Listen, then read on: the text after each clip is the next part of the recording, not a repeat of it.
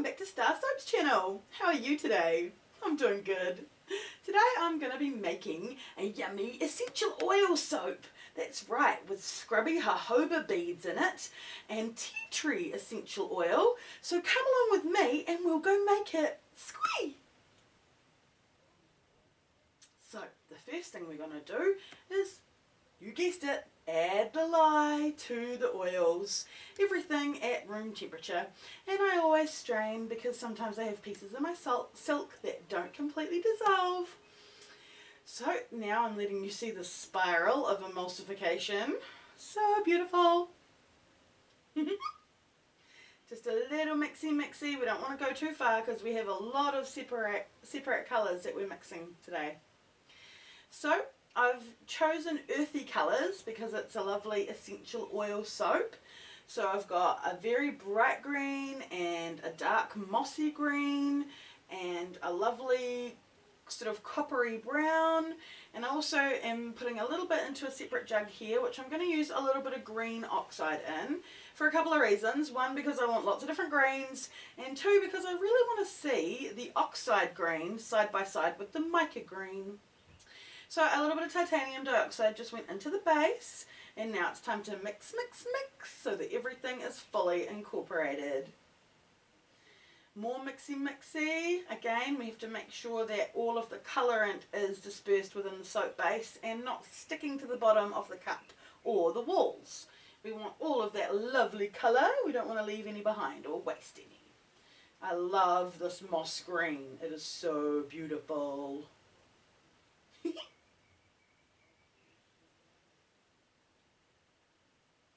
And a little bit of the green oxide into the jug.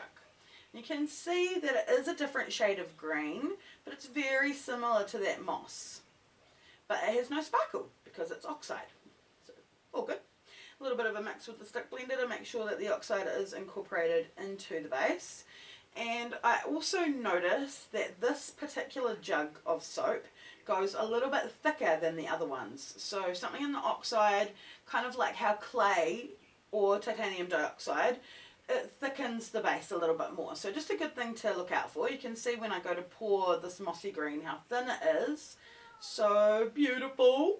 And I'm sticking to one side of the mould with the colours as I pour.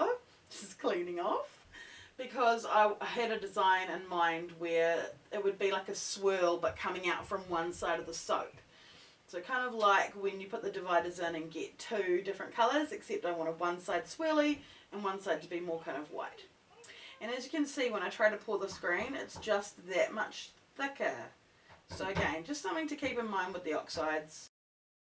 So I'm just going to continue alternating the colours, and I've also got some of the white here to try to keep the swirl separate. But as you can see, the colours are moving and they're definitely going to the other side.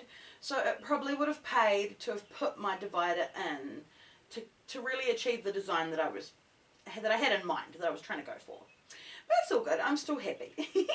I also need to mention that I've only put the jojoba beads into the green jug of oxide soap and into the dark mossy green, and not into any of the rest of the soap, because that way you get a little bit of exfoliant but not too much. We don't want it to hurt, we just want it to give us a nice scratchy scratch.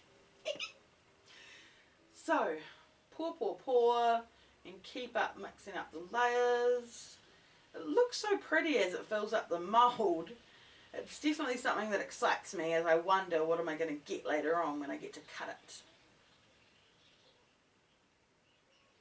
So now I'm bringing in my hanger tool, and as the colours have moved across the entire loaf, I'm just swirling around the whole loaf.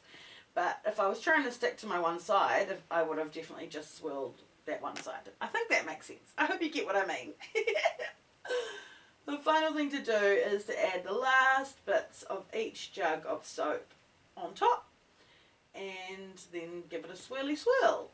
So I've sped this up because it takes me a while sometimes to scrape the jugs clean, but we want to get every last bit of that soap. Don't want to waste any of it. So for a final touch on the very top, I'm trying to keep the darker colours in a single line. This just helps when you go to swirl the top and have a really pretty swirl. And now it's time for us to swirl. I absolutely love this part of the whole process.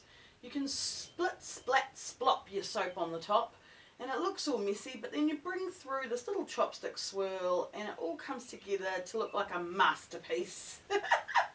It is great. I personally have never been much of an artist with a pen. My brother was always the one in the family who painted and did artworks and things, and I never really had that skill. So this is definitely my place to express a little bit of artistic creativity. So that's the mantra. Now I'm coming through to give it a nonpareil effect. So straight lines through the mantra gives the nonpareil.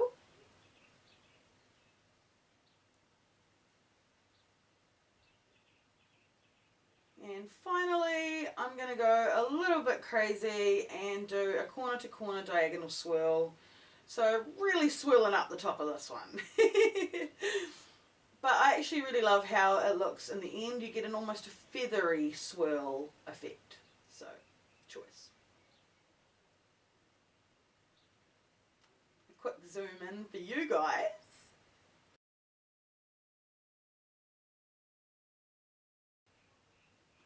Oh, it's beautiful. And here we have the final bars of soap. Wow, that swirl is crazy cool. It's definitely through the whole soap, but you can still definitely see the white separate to the rest. It's not muddy. I love it. I'm really, really, really happy. And it's a little bit scrubby and it smells really, really strong and lovely of tea tree. This was actually a custom order and 3 bars are already sold out of the loaf. So that makes me really happy. I hope that you really enjoyed watching me make this soap. I had so much fun making it and I love bringing you guys along on the journey. This particular soap is essential oil only, which is cool. I don't often do that and I love it. Ooh, some pretty little photos of the final soaps. So gorgeous. And this week I'd like to highlight Amanda Dowling and her beautiful soap design. Look at that red, white and black. It's so stunning. If you'd like to have your photo also showed on StarrSoaps channel, head over to our group StarrSoaps Family on Facebook and post up your pictures.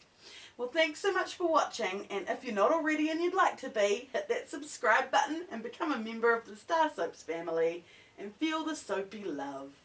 Bye guys!